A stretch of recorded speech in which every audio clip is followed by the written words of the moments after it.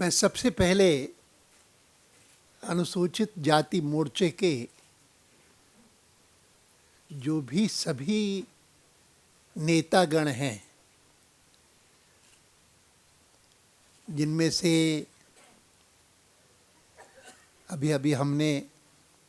पासवान जी को सुना और बाकी को भी सुनेंगे, मैं उनको बधाई देना चाहता हूँ कि जिस समय देश एक महत्वपूर्ण राजनीतिक संघर्ष के द्वार पर खड़ा है, इतने चुनाव एक साथ कभी पहले इतने अल्प समय में होने वाले हमने नहीं अनुभव किए, जितने अब आने वाले 200 दिनों के अंदर अंदर होने वाले हैं। 6 या 7 विधानसभाओं के चुनाव, लोकसभा का चुनाव, ये सब ये मानिए कि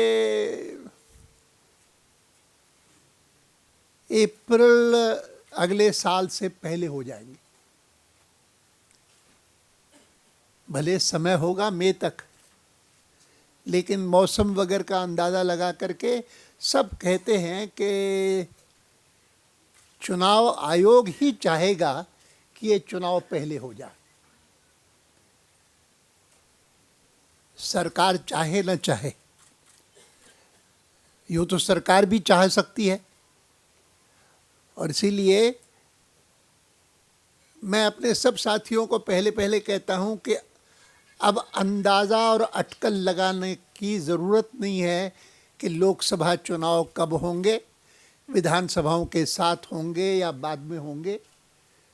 क्योंकि कभी भी हों, लेकिन तैयारी सभी चुनावों की अभी से शुरू करनी है। और जब पूरी पार्टी को इन चुनावों की तैयारी अभी से करनी है, तो मैं समझता हूँ कि अनुसूचित जाति मोर्चे ने एक प्रकार से आरंभ किया है ये कार्य, उसके लिए उनका अभिनंदन करना चाहिए। और इसीलिए कुछ दिन पहले जब मेरे पास आए थे मुझे निमंत्रण देने के लिए, तो मैंने सहज स्वीकार किया। मैंने कहा चलो इस बहाने से ही मैं जाकर के इसी बात का विश्लेषण करूंगा कि अब का समय, इसके बाद के कुछ महीने, वह पूरी पार्टी के लिए और देश के लिए क्यों महत्वपूर्ण है।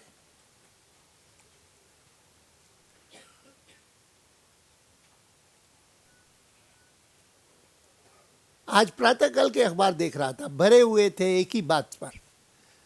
कि इस बार जो चुनाव होने वाले हैं उसमें क्या संभावना है। सारे के सारे इसी एक विषय पर पूरे भरे हुए थे। और मैं आपको कह सकता हूं कि जब भारतीय जनसंघ का जन्म हुआ 1951 में, भारत का संविधान बन करके तैयार हुआ था 50 में, और डॉक्टर श्यामा प्रसाद मुखर्जी ने ये मन में तय किया कि भारत में जितनी पार्टियां हैं, कांग्रेस हो, चाहे मार्क्सवादी पार्टियां हों, चाहे समाजवादी पार्टियां हों, चाहे लोकदल हो, या जो बाकी जितनी पार्टियां हैं, वो सब की सब पार्टियां पहले की पार्टियां हैं। अभी किसी का जन्म नहीं हुआ। और अच्छा होगा कि मैं एक ऐसी पार्टी को निर्माण करूं जो यहाँ की संस्कृति से प्रेरणा लेकर के यहाँ की भूमि से जुड़ी हुई रहे, और देश भर में जनता को ये संकल्प दे कि हम स्वतंत्र भारत की राजनीति को भारतीय प्रेरणा से बनाएंगे, जिसकी प्रेरणा बाहर से नहीं होगी, यहीं से होगी। क्योंकि इस बात की भी आलोचना होती थी कि कांग्रेस पार्टी का जन्म जब हुआ था तो उसमें सबसे अधिक एक्टिव कोई थे तो वहाँ के एक अंग्रेज थे, ह्यूम करके। और ह्यूम का दृष्टिकोण ये था कि आम जनता में विदेशी शासन के बारे में जो असंतोष है, जो कभी कभी गुस्से के रूप में भी प्रकट होता है, कभी कभी हिंसक रूप भी अपनाता है,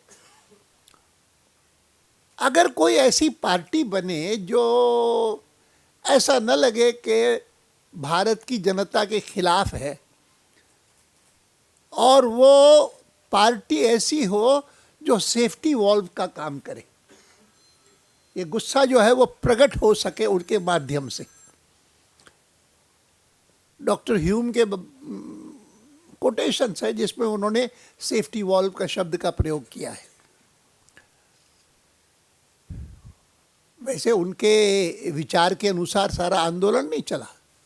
क्योंकि उस आंदोलन में बहुत सारे लोग कई प्रकार के आए। लोकमान्य तिलक जैसे आए जिन्होंने कहा कि स्वराज्य मेरा जन्म सिद्ध अधिकार है और मैं उसको ले करके रहूंगा।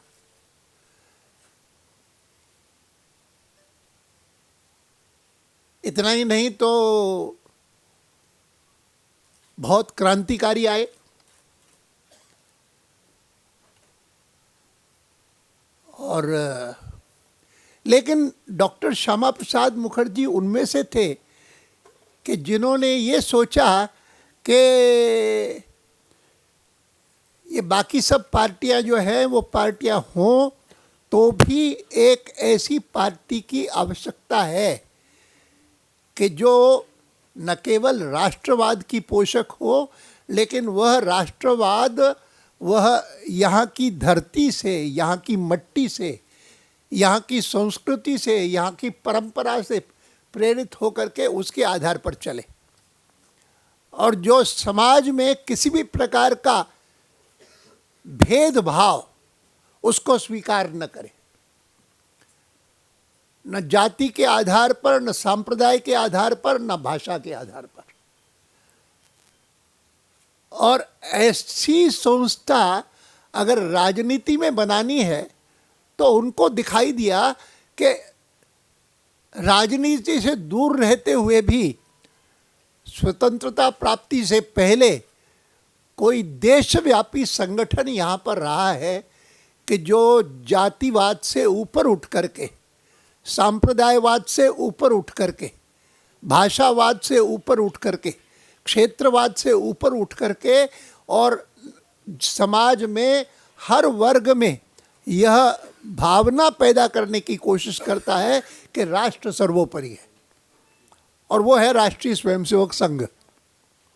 आपकी जानकारी होगी कि डॉक्टर श्यामा प्रसाद मुखर्जी ने भारतीय जनसंघ की स्थापना करने से पहले जाकर के राष्ट्रीय स्वयंसेवक संघ के सरसंघ चालक श्री गुरुजी से भेंट की लंबी, और उन्हें कहा कि मेरी यह कल्पना है, मैं ये करना चाहता हूँ।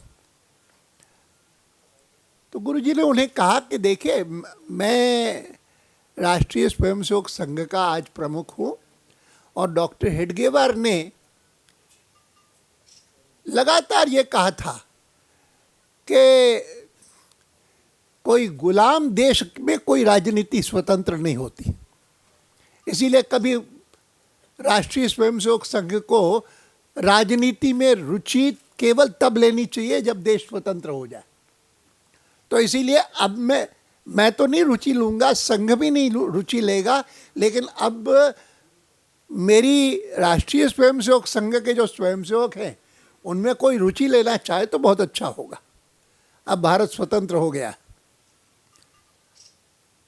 मैं इन बातों का उल्लेख किस लिए कर रहा हूँ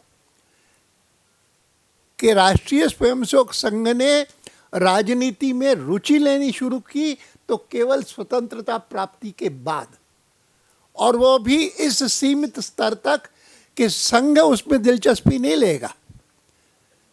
लेकिन संघ के स्वयंसेवक ले सकते हैं, अच्छा होगा। तब डॉक्टर मुखर्जी ने गुरुजी को कहा कि मैं चाहता हूं कि इस प्रकार की संस्था बने, लेकिन उसमें अगर आप हर प्रदेश में 2-3 लोग मुझे नहीं देंगे तो मैं देश भर में कैसे कर पाऊंगा। मेरा प्रभाव बंगाल तक सीमित है,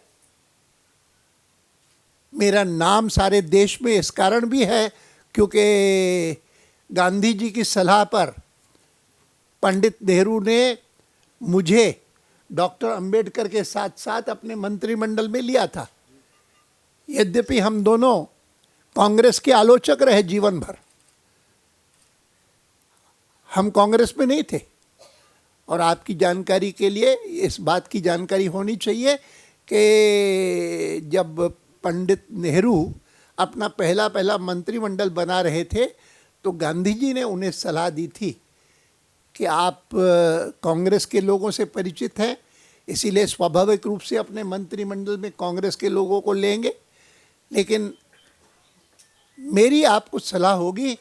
कि आपके मंत्रिमंडल का वजन बढ़ेगा, उसका प्रभाव देश में बढ़ेगा, उसकी क्षमता प्रशासन करने की, संविधान बनाने की बढ़ेगी अगर 2 नाम मैं जो सुझाता हूं उनको भी आप मंत्रिमंडल में जोड़ें। और उन्होंने जो 2 नाम सुझाए गांधी जी ने, वो एक था डॉक्टर श्यामा प्रसाद मुखर्जी का और एक था डॉक्टर भीमराव अंबेडकर का। और अंबेडकर जी ने कहीं लिखा है कि मुझे तो आश्चर्य हुआ, न केवल इस बात पर कि मुझे नेहरू जी ने मंत्रिमंडल में जोड़ा, लेकिन मेरे ऊपर विधि मंत्री का कार्य दे करके, लॉ मिनिस्टर का कार्य दे करके, दायित्व दे करके और संविधान समिति का अध्यक्ष बना करके जो बड़ी जवाबदारी दी, वो देख करके तो मुझे आश्चर्य हुआ। डॉक्टर श्यामा प्रसाद मुखर्जी को उन्होंने औद्योगिक विकास का दायित्व दिया और दोनों लोगों ने संविधान बनाने में भी बहुत अहम भूमिका निभाई। लेकिन ये तो हम सबको पता है कि कुछ मामलों में डॉक्टर मुखर्जी पंडित नेहरू से बहुत बड़ा मतभेद रखते थे और उसमें प्रमुख एक था विषय जम्मू कश्मीर का, दूसरा विषय था पाकिस्तान के प्रति उनके रवैये का, और ख़ास करके जिस रवैये के कारण पाकिस्तान में बसे हुए हिंदुओं के ऊपर बहुत अत्याचार हुए, बहुत उनके साथ भेदभाव हुआ, और ख़ास करके उसके परिणाम स्वरूप पूर्वी पाकिस्तान में ऐसी स्थिति पैदा हुई कि आगे चल करके उसके परिणाम स्वरूप बांग्लादेश अलग बन गया। मैं इस बात का स्मरण केवल इसलिए कर रहा हूं कि आज हम सब लोगों को भारतीय जनसंघ के निर्माण से लेकर के आज तक 60 साल से ऊपर हो गया, जितनी प्रगति हुई है और वो असामान्य प्रगति है पार्टी की। 1947 में तो ऐसे लगता था कि कभी जैसे मानो कि एकाधिकार जो है कांग्रेस पार्टी का देश की सारी राजनीति पर, वह कभी हटेगा नहीं। धीरे धीरे करके हम बढ़े, धीरे धीरे। मैं कई बार पीछे मुड़ करके देखता हूँ तो बहुत इस बात की खुशी होती है, गर्व होता है कि मैंने वो पूरा का पूरा क्रम देखा है, जिस क्रम में से गुजरते हुए यह देश और भारतीय जनसंघ और भारतीय जनता पार्टी के कार्यकर्ता आज तक पहुँचे हैं। ये कोई कम बात नहीं है। और उसमें मैं मानता हूँ कि हमारा ये अनुसूचित जाति मोर्चा भले बाद में बना होगा, लेकिन जो स्थिति हमने आज देश में प्राप्त की है उसका कारण है कि इस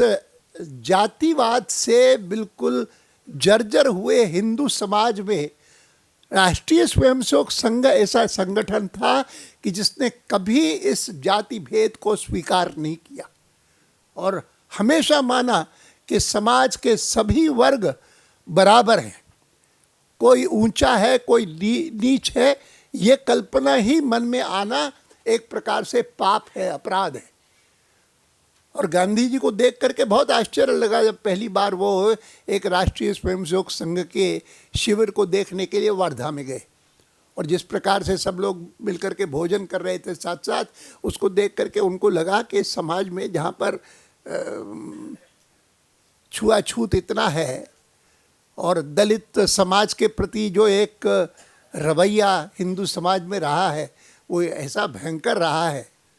इतना बिल्कुल विभेदकारी रहा है कि अगर इतना सारा कन्वर्शन हुआ, वो चाहे किसी दूसरे समाज में जाने वाला, तो उसका प्रमुख कारण है हिंदू समाज का अपना दोष, दलितों के प्रति उपेक्षा का भाव। और ये क्योंकि हमारे यहाँ पर कभी स्वीकार नहीं हुआ, इसीलिए मैं मानता हूँ कि भारतीय जनसंघ के निर्माण के बाद से लेकर के आज तक जो राजनीतिक क्षेत्र में हमारी प्रगति हुई है उसमें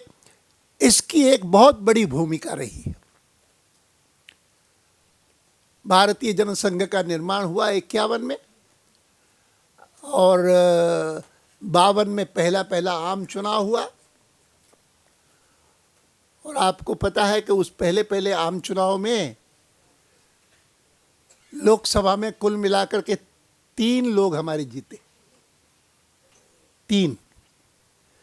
2 जीते बंगाल से जहाँ के डॉक्टर श्यामा प्रसाद मुखर्जी थे, और 1 जीता राजस्थान से। मैं उन दिनों में, मुझे इस बात का सौभाग्य है कि मैं उस समय राजस्थान में था, विभाजन के बाद मैं राजस्थान आया था और 1 सीट राजस्थान से आई। और विधानसभा में लिए सारे हिंदुस्तान में कुल मिलाकर के शायद हमारी 35 सीटें हम जीते, विधायक, एमएलएस। और जिन 35 में से 9 पश्चिम बंगाल की थी और 8 राजस्थान की थी, 9 और 8 17, माने 35 का आधा, बाकी सब मिला करके 18। अब वहाँ से बढ़ते हम आज यहाँ पर पहुँचे। और एक समय ज़रूर ऐसा भी आया कि जब 84 में उतनी सीटें भी हमको नहीं मिली लोकसभा में जितनी कि पहले चुनाव में मिली थी। सारे हिंदुस्तान में 2 सीटें मिली थी। और फिर प्रगति हुई है, करते करते आज जहाँ पहुँचे हैं। तो मैं मानता हूँ कि 89 देश के लिए ही नहीं, विश्व के लिए एक टर्निंग पॉइंट बना। 89 का वर्ष विश्व भर के लिए इसलिए एक परिवर्तन का वर्ष बना क्योंकि साम्यवाद का एक प्रकार से अंत हुआ। बर्लिन की वॉल थी, वो टूटी थी, और 89 में हमारी संख्या अचानक 2 से बढ़कर के 86 पहुंच गई लोकसभा में। और 86 बनने के बाद फिर तो पीछे मुड़ करके देखा ही नहीं, बढ़ते ही गए, लगातार बढ़ते गए, ऐसी स्थिति पर पहुँचे जो 6 साल देश में और भारतीय जनता पार्टी का नेतृत्व रहा और वाजपेयी जी देश के प्रधानमंत्री बने। आज हम चुनाव जब लड़ने जा रहे हैं 5-6 विधानसभाओं का और लोकसभा का, तो मैं आपको कहता हूं कि जितनी मात्रा में हमको पता लगेगा कि उन 6 साल के वाजपेयी जी के शासन में क्या क्या कुछ हम कर पाए, कितनी अच्छा शासन हम देश को दे पाए। और फिर आज जितनी सारी हमारी सरकारें हैं विभिन्न प्रदेशों में, अनेक प्रदेशों में हमारी सरकारें हैं, और कहीं पर अगर ना भी हैं तो भी रही हैं और आने की संभावना है।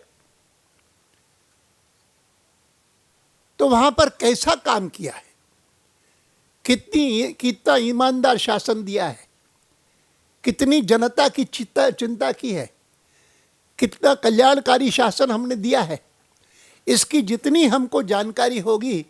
उतनी विश्वास के साथ, गर्व के साथ देश को हम बता सकेंगे कि भारतीय जनता पार्टी के नेतृत्व में चलने वाला शासन, भारतीय जनता पार्टी के नेतृत्व में गठित कोई गठबंधन जैसा नेशनल डेमोक्रेटिक अलायंस है, वह कितना अच्छा कार्य कर सकता है, इसका प्रमाण है। आज केवल हम ये नहीं कहते कि हम अगर शासन में आएंगे तो हम ये करेंगे, अगर शासन में आएंगे तो हम ये करेंगे, ये तो हर एक मैनिफेस्टो अपना अपना घोषित करता ही है। लेकिन उसके अलावा हमारी जो ताकत है सबसे ज़्यादा वह ये है कि हमने ये करके दिखाया है।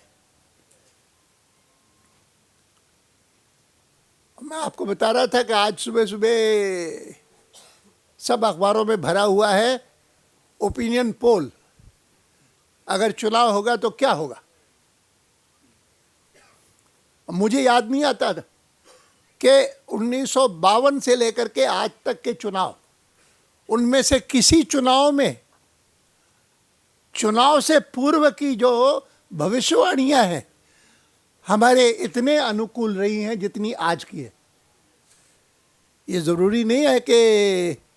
जो चुनाव परिणाम आए वो बिल्कुल वैसे आए जैसा उसमें लिखा है। और मुझे स्वयं को लगता है कि जिस प्रकार से अनुसूचित जाति मोर्चे ने अपना ये आज का सम्मेलन किया है, कार्यक्रम किया है, वो उन्होंने जो भविष्यवाणियाँ की हैं उससे भी ज़्यादा अच्छी होने वाली हैं, इसमें मुझे संदेह है।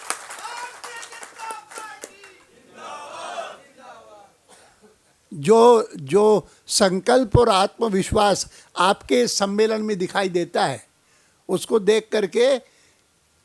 मैं कह सकता हूं कि सब दृष्टि से रिकॉर्ड तोड़ने वाले परिणाम आ सकते हैं।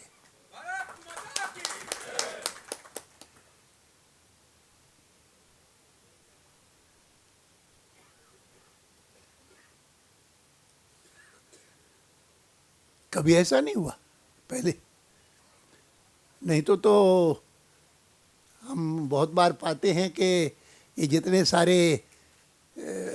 ओपिनियन पोल्स होते हैं उनमें कोई न कोई हमारे बारे में प्रेजुडिसेस ही होते हैं। नहीं, कुछ होगा नहीं। जब जीते हैं 1998 में जीते थे तब भी ऐसा नहीं करता थे, वो कहते थे, ये परिणाम नहीं दिखाते थे। आज परिणाम भी बहुत अच्छे दिखा रहे हैं, बहुत अच्छा है। और फिर आप जिस प्रकार से तैयारी कर रहे हैं, लगे हुए हैं, निश्चित रूप से उसके कारण परिणाम आएंगे। मैं किसी को बता रहा था कि हमारे साथी हैं जो बीएसपी में थे, हमारे साथ आए हैं, आज दायित्व संभाले हुए हैं, उस दिन मिले थे। मैंने उन्हें बताया कि मैं जब काशीराम जी जीवित थे तब उनसे मेरी चर्चा हुई थी उत्तर प्रदेश के बारे में विस्तार से, और मैंने उनको कहा था कि मैं मानता हूँ कि सामाजिक क्षेत्र में बहुत बार जो उपलब्धि नहीं हो सकती है वह राजनीतिक क्षेत्र में हो जाती है। और मैंने पंजाब का उदाहरण देते हुए उन्हें कहा था कि हमारी शाखाओं में समाज के सब वर्ग आते थे, हिंदू समाज के, राष्ट्रीय स्वयंसेवक संघ की शाखाओं में, लेकिन सिख कम आते थे। और लेकिन पंजाब में जब जनसंघ का शिरोमणि अकाली दल से समझौता हुआ, उसके बाद से लेकर के न केवल उसका लाभ हमको पंजाब में हुआ, लेकिन उसका लाभ देश भर में हुआ इस नाते कि सिख प्रायः सब जगह पर, जहाँ शिरोमणि अकाली दल नहीं था बिल्कुल, उन स्थानों पर भी अगर मतदान करने जाते थे तो प्रायः भारतीय जनसंघ के उम्मीदवार को मतदान करते थे। ये जो स्थिति आई, वह स्थिति सामाजिक तौर पर अगर कोई कसर रही है दलितों के साथ हमारे संबंध बढ़ाने में, तो राजनीतिक क्षेत्र में हम उसको और बढ़ा सकते हैं। इस बात को काशीराम जी ने पहचाना था और उन्होंने उस कारण कुछ निर्णय उस समय किए थे। मैं उनकी आज चर्चा नहीं करूंगा, मैं इतना ही कहूंगा कि अनुसूचित जाति मोर्चा जो काम कर रहा है वह भारतीय जनसंघ और भारतीय जनता पार्टी के कार्य को सचमुच में देश भर में और देश भर में फैलाने के लिए बहुत बड़ा योगदान करेगा, इसमें मुझे कोई संदेह नहीं। और आप आज और कल इन 2 दिनों की अपनी चर्चाओं में से ऐसे निर्णय करें, ऐसे प्रोग्राम बनाएं, ऐसे कार्यक्रम निर्धारित करें, इस प्रकार से करें और इस उत्साह से और संकल्प से करें कि जिसके कारण सारा देश जो कुछ अपेक्षा कर रहा है, मैं मानता हूं कि हम में से कुछ लोगों ने तैयारी अभी अभी शुरू की है, लेकिन मैं मानता हूं कि कांग्रेस पार्टी इस बात की व्यवस्था 3 साल से लगातार कर रही है कि इस बार की सरकार चुनाव होने के बाद 2014 में जो चुनाव होंगे उसमें उसके बाद निश्चित रूप से भारतीय जनता पार्टी कैसे विजयी हो, इसकी योजना जिस प्रकार की कांग्रेस पार्टी कर रही है कोई दूसरा कर नहीं सकता। मैं मानता हूं कि यहाँ जब कॉमनवेल्थ गेम्स हुए थे 3 साल पहले, तब से लेकर के कांग्रेस पार्टी ने देश के सामने, मतदाता के सामने इस बात को उजागर किया कि इस बार के चुनाव में अगर कोई मुद्दा सबसे महत्वपूर्ण है तो वो मुद्दा है भ्रष्टाचार, वो मुद्दा है महंगाई, वो मुद्दा है ईमानदार और जनहितैषी शासन, अच्छा शासन, ईमानदार शासन। और जो यह कार्य कर सके उसी पार्टी को विजयी बना करके और देश का दायित्व देना ये जनता का कर्तव्य है। ये माने चुनाव का एजेंडा कांग्रेस ने बनाया, हमारे बनाने की जरूरत नहीं। हमको केवल उसको उठा करके और ये दिखाना है कि आप चाहे एनडीए के 6 साल की शासन की बात ले, आप चाहे जो अलग अलग प्रदेशों में, मध्य प्रदेश में, छत्तीसगढ़ में, गुजरात में, हिमाचल में, उत्तराखंड में, जिन जिन स्थानों पर, या राजस्थान में जहाँ जहाँ हमने शासन किया, उन प्रदेशों में कैसा शासन हमने भारतीय जनसंघ की ओर से, भारतीय जनता पार्टी की ओर से दिया, उसको देख करके आप फैसला करिए। और मुझे लगता है कि हम इस मामले में जितनी मात्रा में जनता को सही शिक्षण देंगे, उतनी मात्रा में हम जो देश अपेक्षा कर रहा है हमसे, उसको पूरा करने में सफल होंगे।